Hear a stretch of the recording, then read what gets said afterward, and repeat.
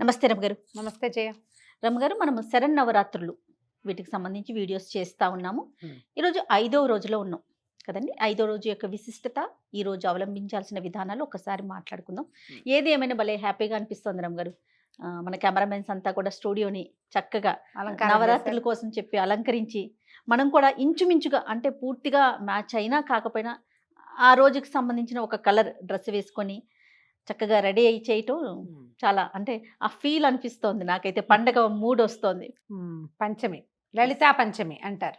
అయితే మనకి కనకదుర్గ దేవాలయంలో విజయవాడలో ఇంద్రకైలాద్రి మీద అమ్మవారిని అలంకరించే విధానంలో ఈ రోజున మహాచండీ స్వరూపంలో చూపిస్తారు.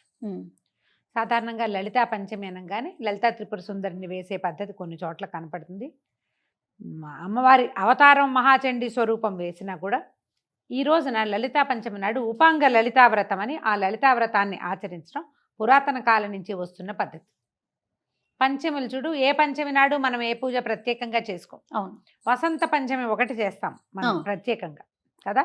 ఈ దసరా శరన్నవరాత్రుల్లో వచ్చినప్పుడు ఈ పంచమిని లలితావ్రతంగా ఆచరించడం చాలా పురాతనమైన పద్ధతిగా కనిపిస్తుంది.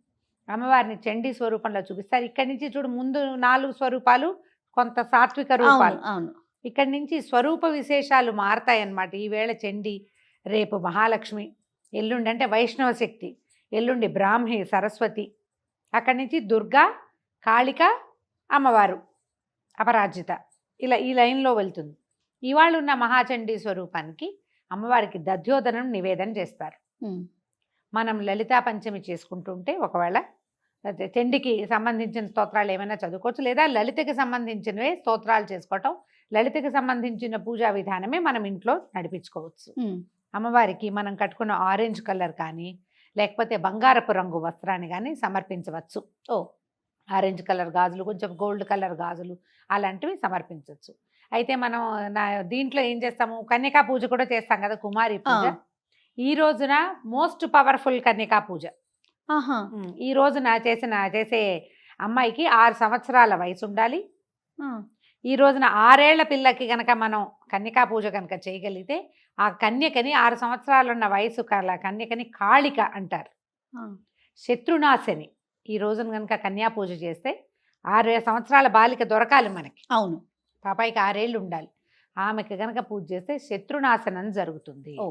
ఈ రోజున ఉపాంగ లలితా వ్రతం చేస్తారు. ఉపాంగ లలిత అంటే లలితాదేవిని చక్కగా స్వరూపంతో ఏర్పరచుకోవటం. ముందంతా చేయలేదనుకో, మొదటి రోజు నుంచి చేయలేదు, వాళ్ళు ఈ ఉపాంగ లలితా వ్రతాన్ని చేసుకోవచ్చు. లలితా సహస్రనామాలు కానీ, లలితా పంచకం కానీ, లలిత త్రిశతి కానీ, లలిత అష్టోత్తర శతనామావళి కానీ, ఏదో ఒక స్తోత్రంతో అమ్మవారిని అర్చించుకోవచ్చు. మీకు సమయం ఉంటే కనుక మొత్తం అన్ని స్తోత్రాలు చదువుకోవచ్చు. ఈ అమ్మవారికి దధ్యోదనము, తర్వాత ఏమో మన పాయసాన్నము ఇలాంటివి నివేదన చేసుకోవచ్చు. అయితే లలిత ఎలా వచ్చింది ఏమిటంటే, తొలుత అమ్మవారు ఇప్పుడు భండాసురుని సంహరించడానికే కదా లలితా స్వరూపం వచ్చిందని చెప్పి. అవునండి.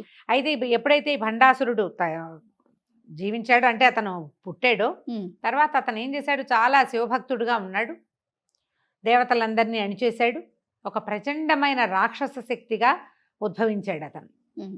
వీళ్ళందరూ అమ్మవారి కోసమని ఒక యజ్ఞం చేయబోయారట. ఆ యజ్ఞాన్ని నాశనం చేయడానికి ఉద్యుక్తుడయ్యాడు ఈ భండు. అప్పుడు యజ్ఞకుండంలో నుంచి జన్మించింది లలితాదేవి. వచ్చింది, ఆ స్వరూపం కనపడింది అనమాట.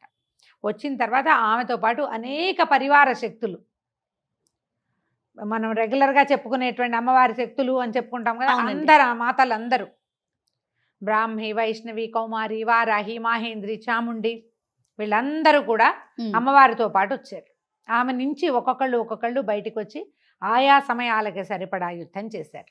మనం ఒక్క లలితని పూజిస్తే, ఆ ఒక్క స్వరూపాన్ని కనుక పూజ చేసుకుంటే మనకి అన్ని రకాల సమస్యల్ని తొలగించటానికి, ఏ స్వరూపంలో ఉన్న అమ్మని మనం ఆలోచిస్తామో ఆమె ఆ స్వరూపంలో వచ్చి మన సమస్యలు తీర్చేస్తుంది. ఇప్పుడు మన సమస్యలు తీర్చడానికైనా అమ్మ ఉంది, మరి లోక కళ్యాణం కోసం కదా. అదే మనకు ఒక్కళ్ళెక్కని కాదు, లోకంలో రోగాలు పెరిగినాయి, రోగాలని తగ్గిస్తుంది. లోకంలో దుష్టులు పెరిగారు, వాళ్ళని సంహరిస్తుంది. ఒక్కొక్కసారి అంటే ఇవన్నీ జరగకముందే దేవత ఎందుకు ఆపలేదు అమ్మవారిని ఒక ప్రశ్న వస్తూ ఉంటుంది. మన కర్మానుభవాన్ని బట్టి మన తర్వాత కాలాన్ని బట్టి యుగ ధర్మాన్ని అనుసరించి జరిగేవి జరుగుతూనే ఉంటాయి. ప్రతి కాలంలోనూ దుష్టులు ఉన్నారు కదా, వాడు రాకముందే అమ్మ ఎందుకు చంపలేదు అని మనం అడగలేము అసలు. అది సరైన ఆలోచన కాదు. వీళ్ళు వచ్చిన తర్వాత వాళ్ళని అణచటానికి ఒక మార్గం దొరికింది అంటే అక్కడ అమ్మవారు ప్రత్యక్షమైనట్టే. ఒక తప్పు రివీల్ అయింది, ప్రపంచానికి తెలిసింది, అమ్మ బయటకు వచ్చింది, ఆవిడ ఇది తెలియజేయదలుచుకుంది. దాన్ని ఆపదలుచుకున్నప్పుడే రివీల్ అవుతాయి కొన్ని. దానివల్ల అనుభవించవలసిన వాళ్ళు, బాధపడవలసిన వాళ్ళు, వాళ్ళ కర్మానుభవం ప్రకారం వాళ్ళు బాధపడతారు. కొంతమంది దానివల్ల పాపం చాలా కష్టసాధ్యమైన వ్యవహారాల్లో కూడా వెళ్ళిపోతారు, ఏ తప్పు వల్ల అయినా కానీ. ఒక్కసారి అది ప్రపంచానికి ఇది తప్పు, ఇది జరిగింది, ఇది జరుగుతోంది, వీడెవడో ఇలా ప్రవర్తిస్తున్నాడు, లేదా వీళ్ళెవరో ఒక సమాజం ఇలా ప్రవర్తిస్తోంది, ఇక్కడ ఒక అన్యాయం జరుగుతోంది, ఇక్కడ ఒక తప్పు జరుగుతోంది అని రివీల్ అయ్యింది అంటే అమ్మ అక్కడ దాన్ని సరిచేయటానికి పూనుకుంది అని అర్థం. మనకి శరీరంలో రోగాలు లోపల లోపల లోపల లోపల లోపల ఉంటాయి. చాలా రోజులు ఉండి సడన్గా ఒక పొక్కు, ఒక కాయం రూపంలోనో, ఒక పొక్కు రూపంలో, జ్వరం రూపంలోనో బయటపడతాయి. బయటికి రావటం ఎప్పుడు మంచిది. జ్వరం వస్తుంది మనకి, అవునండి, జ్వరం కూడా దేవతా స్వరూపం. మనం ఏమనుకుంటాం, జ్వరం తగ్గించేసేయాలి, జ్వరాన్ని మూసేయాలనుకుంటాం. వెంటనే ఏదో ఒకటి వేసేసుకుని 2-3 గంటల పాటు జ్వరాన్ని ఆపేస్తాం. కానీ జ్వరం ఆపేయాల్సిన విషయం కాదు. అది బయటకు వస్తే లోపల రిపేర్ అవుతుందని అర్థం. నీకు రిపేర్ అవ్వడానికే రివీల్ అవుతుంది ఎప్పుడు కూడా. సమాజంలో జరిగేటువంటి ఏ తప్పునైనా సరిచేయగల శక్తి ఆద్యశక్తి అయినటువంటి లలితా పరమేశ్వరికే ఉంది. ఆమెని ఆ రకంగా ఆరాధిస్తే, మీకు వివాహం కావాల్సిన పిల్లలు ఉన్నారు, పిల్లలు చదువులు కావాలి, భర్తల ఉద్యోగాలు కావాలి, మీ ఉద్యోగాలకే కావాలి, రాజకీయ భవిష్యత్తు కావాలి, పదోన్నతి కావాలి, దీంతోపాటు సమాజం బాగుండాలి, ప్రపంచం నాశనం వైపుకు పరిగెత్తకుండా ఉండాలి, దేశోద్ధరణ జరగాలి, ఎక్కడా సనాతన ధర్మానికి ఏ అపచారాలు జరగకూడదు, మనం నమ్మిన ధర్మం సజావుగా ముందుకెళ్ళాలి, ధర్మభ్రష్టులుగా కాకూడదు ప్రజలు. అవును, ఇవన్నీ కోరికలతోటి మనం పూజించవచ్చు. కామ్యంగా పూజిస్తే లలిత ఎంత ప్రసన్నురాలుగా మన కోరిక తీరుస్తుందో, సమాజహితం కోసం ఆమెను ఉన్నదని భావించి పూజ చేసుకుంటే ఆ మొత్తం అన్నీ కూడా అన్ని పక్కల నుంచి సరయ్యే మార్గాలే బయటకు వస్తాయి. ఏదో ఒక తప్పు రివీల్ అయింది, వెంటనే దాని మీద ఏదో ఒక జరుగుతుంది, ప్రక్షాళన జరగడానికి మొదలవుతుంది కదా. అవునండి, ప్రభుత్వమో అధికారులు ఎవరో ఒకళ్ళు దాని మీద పనిచేస్తారు అంటే రిపేర్ అవుతున్నట్టేగా. ఆ అవకాశాన్ని అమ్మవారు మనకిస్తుంది. మీకు కోరికలు ఉండైనా పూజించవచ్చు, లేకపోయినా కూడా అమ్మని పూజించుకోవచ్చు. చిన్న లలితా పంచకం 5 శ్లోకాలు, అవి చదువుకోవచ్చు. ప్రాతస్మరామి లలితా వదనారవిందం, దీంతో మొదలవుతుంది. పొద్దున్నే లలితా దైవ వదనారవిందాన్ని గుర్తు చేసుకుంటాను. ఆమె ముఖం తెల్లవారు లేవగానే ఇంకా అక్కడి నుంచి ఈ మొత్తం రోజంతా నేనేం చేస్తాను అనేదే కనపడుతుంది. 5 శ్లోకాలు అవి ఉన్నాయి, మీరు అది చేయొచ్చు. త్రిశతి 300 నామాలు ఉంటాయి, అది చేసుకోవచ్చు. లలిత అష్టోత్తరం 108 నామాలు, కొంచెం బరువు చేయొచ్చు. లలితా సహస్రనామం అలవాటు ఉన్న వాళ్ళు అది కూడా చేసుకోవచ్చు. అయితే ఈ రోజున మనకి కనకదుర్గ దేవాలయంలో ఏం వేస్తారు, అమ్మవారి చండీ స్వరూపంలో వేస్తారు కదా, ఖడ్గమాల చదువుకోవటానికి కూడా మంచిది. ఈరోజు అవకాశం ఉంటే దాన్ని కూడా చదువుకుని అమ్మవారిని ప్రార్థించుకోండి. ఇంత పెద్దది చేయలేమండి అంటే ఒక్క నమస్కారం చేసుకోండి. రోజువారీ మనం పెట్టే పటిక బెల్లము, పానకం, తర్వాత ఏమో వడపప్పు, ఏవైనా పళ్ళు, పాలు నివేదన చేస్తామంటే అవి నివేదన చేయండి. పులగని నివేదన చేయండి. అమ్మవారికి శాంతిగా ఉంటుంది.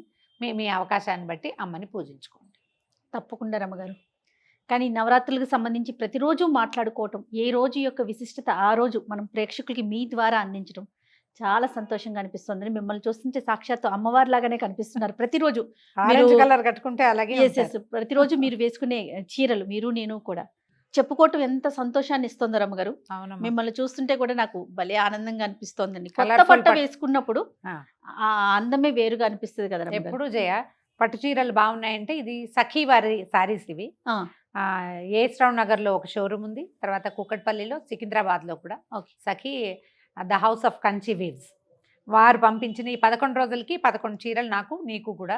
శరన్నవరాత్రులకు సంబంధించి రమ్మగారికి నాకు ఇద్దరికి కూడా చెరుకు 11 రోజులు సంబంధించిన చీరలు, ఏ రోజుకి సంబంధించిన కలర్ ఆ రోజు ముందుగానే మేమిద్దరం వెళ్ళి చూసుకొని మరీ తీసుకొచ్చాము. తెచ్చుకున్నాం కాబట్టి బాగా చక్కగా కలర్ఫుల్ గా వచ్చింది. సఖీ గురించి అంటే సఖీలో ఇంతకు ముందు మీరు షాపింగ్ ఏమైనా చేశారా రమ్మగారు? ఏస్రావ్ నగర్ కి నేను ఓపెనింగ్ కి వెళ్ళాను జయ. అక్కడ నేను ఒక సారీ తీసుకున్నాను. ఓకే. సారీ తీసుకున్న చీరలు బాగున్నాయి, అన్ని పట్టు చీరలు ఎక్కువగా ఉన్నాయి, అథెంటిక్ గా. మళ్ళీ వాళ్ళు ఇది పవర్లూము, ఇది హ్యాండ్లూమ్ అమ్మ అని క్లియర్ గా కూడా చెప్పేస్తారు. బాగున్నాయి, చాలా మంచి రేంజ్ ఉంది, రీజనబుల్ గా కూడా ఉన్నాయి. Okay okay. బాగున్నాయి కదా మనం కట్టుకుని. చాలా చాలా అద్భుతంగా ఉంది. జ్యువెలరీ చాలా బాగున్నాయి జయ. అవును, అంటే పట్టు చీరలకి మ్యాచింగ్ జ్యువెలరీ చాలా పర్ఫెక్ట్ గా కూర్చున్నాయి. కనపడేంత బరువు వేసుకున్నప్పుడు అనిపించట్లేదు, చాలా బాగుంది పర్ఫెక్ట్ గా. దీని వెనకాల సీక్రెట్ చెప్తాను. మనకి ముకుంద జ్యువెలర్స్ వాళ్ళు మనకి శరన్నవరాత్రులకు సంబంధించి ప్రతిరోజు వేసుకోవటానికి మీకు నాకు కూడా జ్యువెలరీని స్పాన్సర్ చేశారండి. ఎక్కడుంది? ఇది KPHP లో ఉంది రమ్మగారు. తర్వాత కొత్తపేట్, సోమాజీ కూడా, అంటే ఖమ్మంలో కూడా స్టోర్స్ ఉన్నాయి. చాలా బాగుంటాయండి. వీళ్ళు ఫ్యాక్టరీ అవుట్లెట్ అనే ట్యాగ్ లైన్ తో మన ప్రజల ముందుకు వచ్చారండి. అంటే మేకింగ్ చార్జెస్ తక్కువ, చాలా తక్కువ, ప్లస్ లైట్ వెయిట్ జ్యువెలరీ అనేది వీళ్ళ ప్రత్యేకత అండి. ఇది షార్ట్ పీరియడ్ లో 4 బ్రాంచెస్ ని ఓపెన్ చేసుకున్నారు. చాలా చాలా బాగుంటాయండి. కలెక్షన్ అయితే అసలు ఎంత అద్భుతంగా తక్కువగానే అనిపిస్తుంది జయ. ఇప్పుడు ఇంత పెద్దదిగా కనపడుతుందా, అంత బరువు లేదు. ఇయర్ రింగ్స్ కూడా మామూలుగా నేను ఇంత పెద్దవి పెట్టుకోలేను. అవునండి, కానీ బాగుంది. దీన్ని చక్కగా ప్యాకింగ్ కూడా బాగా చేశారు. అంటే బరువు జారిపోకుండా ఉండడానికి ఒక చిన్న ఫ్రెంచ్ పిన్ లాంటిది ఏదో ఒకటి అరేంజ్ చేశారు. చాలా బాగుంది. పండుగ వాతావరణం ఎలా కనిపిస్తుంది రమ్మగారు? మంచి చీరలు, దానికి తగినటువంటి నగలు వేసుకుంటే ఆటోమేటిక్ గా పండుగ వాతావరణం వచ్చేస్తుంది. ఈసారి మన పండుగ ఇంకా కొంచెం వైభవోపేతంగా తయారైంది, పట్టు చీరలు నగలతోటి. మన కెమెరామెన్స్ డెకరేట్ చేసిన స్టూడియోతో పాటు సఖీ అండ్ ముకుందాకి మనం స్పెషల్ థ్యాంక్స్ చెప్పాలి. రైట్ రమ్మగారు, నమస్తే. నమస్తే జయ.